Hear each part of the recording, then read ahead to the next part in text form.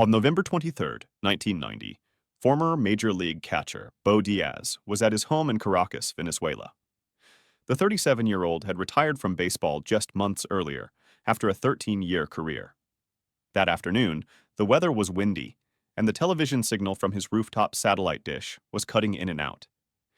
The interruption frustrated him enough to climb up to the roof to adjust the massive dish himself. The satellite dish was enormous, weighing several hundred pounds, mounted on a metal frame anchored to the roof. As Díaz worked to reposition it, struggling against the strong winds, the mounting structure gave way. The heavy dish tipped forward, and in an instant, the full weight of the metal antenna came crashing down on him. The impact was crushing. The dish struck him directly, pinning him beneath its massive frame.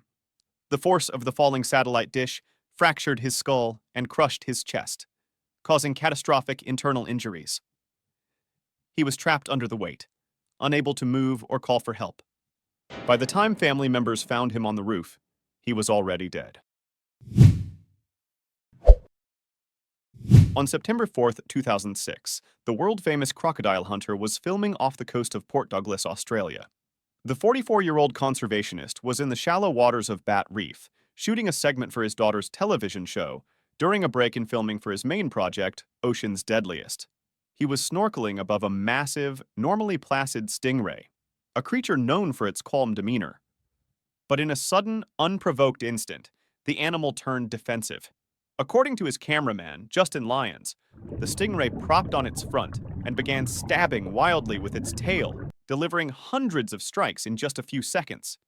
It's believed the ray mistook Irwin's shadow for a tiger shark, one of its natural predators. The attack was swift and brutal. A jagged 8-inch barb at the end of the ray's tail pierced Irwin's chest, creating a 2-inch wide wound that penetrated his heart and lungs. When the cameraman panned back, he saw Irwin floating in a rapidly expanding pool of blood. The crew pulled him from the water and onto their boat, immediately starting CPR. For over an hour, they fought to save him, continuing chest compressions as they raced to the nearby low aisles for medical help. But the injury was too severe. The barb had caused catastrophic internal injuries and massive blood loss. Steve Irwin was pronounced dead on the scene, having died not from venom, but from the direct physical trauma of the attack. In October 2003, Timothy Treadwell and his girlfriend, Amy Huguenard, were in the final days of their annual expedition in Katmai National Park, Alaska. For 13 summers, the 46-year-old bear enthusiast had lived among the grizzlies, often getting dangerously close and treating them like companions. On October 5th, as they prepared to leave, their luck ran out. A video camera, found later at their campsite, was turned on just before the attack began, its lens cap still on. It captured 6 minutes of pure audio horror. The recording begins with Treadwell's surprised screams as a bear attacks him. Amy, 37, can be heard yelling for him to play dead.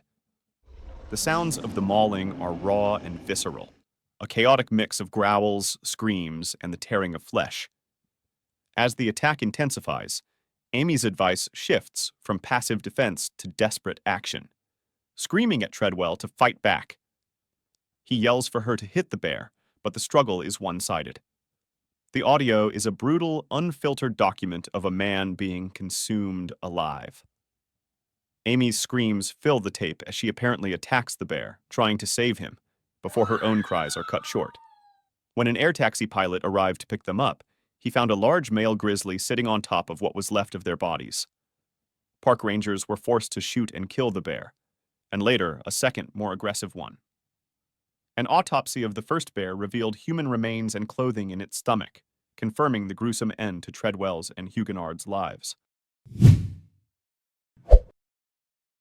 On April 13, 2009, former Detroit Tigers pitcher Mark Fidrych was working alone on his farm in Northborough, Massachusetts. The 54-year-old, known as the Bird during his brief but spectacular baseball career, was underneath his 1987 Mack dump truck, performing routine maintenance. The truck was running, its engine idling as he worked beneath the chassis, What he didn't realize was that his clothing was dangerously close to the truck's power takeoff shaft, a spinning mechanical component that transfers power from the engine. As he shifted his position under the truck, his shirt snagged on the rotating shaft. In an instant, the fabric was pulled tight, wrapping around the spinning metal. The force yanked him toward the machinery, and his clothes twisted tighter and tighter around his neck and torso. He was trapped, unable to free himself as the shaft continued to spin, constricting his airway. The pressure on his throat cut off his breathing completely. He struggled against the mechanical grip, but the power of the rotating shaft was relentless. Within minutes, he suffocated, his body pinned beneath the truck. A family friend found him later that afternoon, lifeless under the vehicle. The medical examiner ruled it an accidental asphyxiation. On the evening of February 27, 2015, R&B singer Charmayne Maxwell was at her Los Angeles home with her husband. The 46-year-old, a member of the popular 90s group Brownstone, had been drinking wine. According to reports, she was alone in a room when she fell. As she fell, she was holding a wine glass. The fragile crystal shattered on impact. And in a one-in-a-million freak occurrence, a shard of glass sliced deep into her neck. The sharp edge of the broken glass acted like a knife, severing a major artery. Blood began to pour from the wound, and she started to lose consciousness rapidly. Her husband found her bleeding heavily and immediately called for help. Paramedics arrived to a horrific scene. Maxwell had lost a massive amount of blood in a very short time. They rushed her to the hospital, but the damage was too severe. The single, deep laceration to her neck had caused her to bleed out before doctors could intervene. An investigation later confirmed there was no foul play.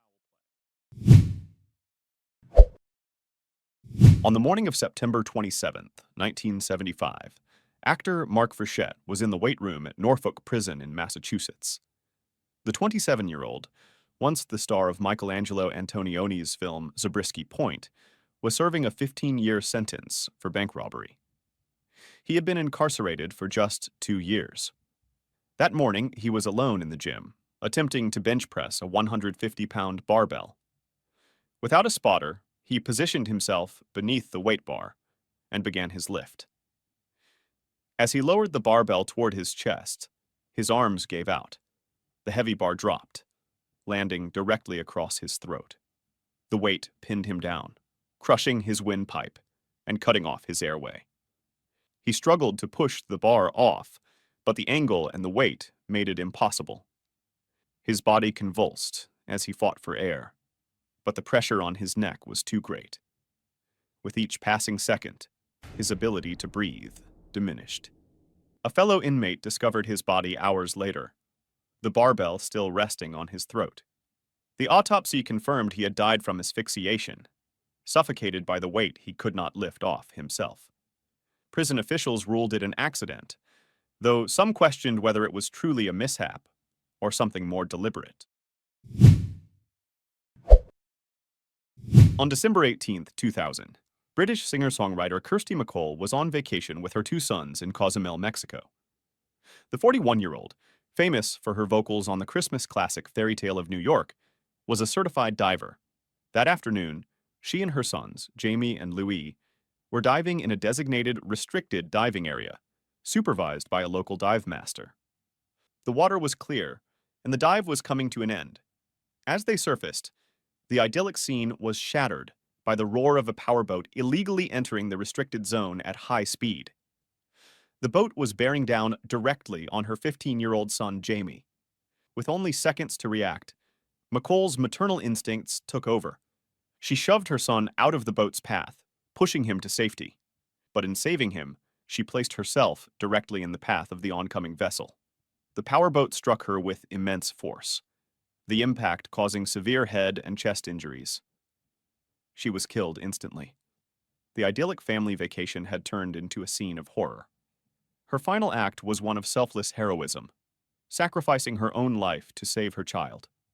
The man operating the boat, a wealthy Mexican businessman, was later convicted of culpable homicide, But the controversial and lenient sentence he received sparked a long campaign for justice by MacColl's family and fans.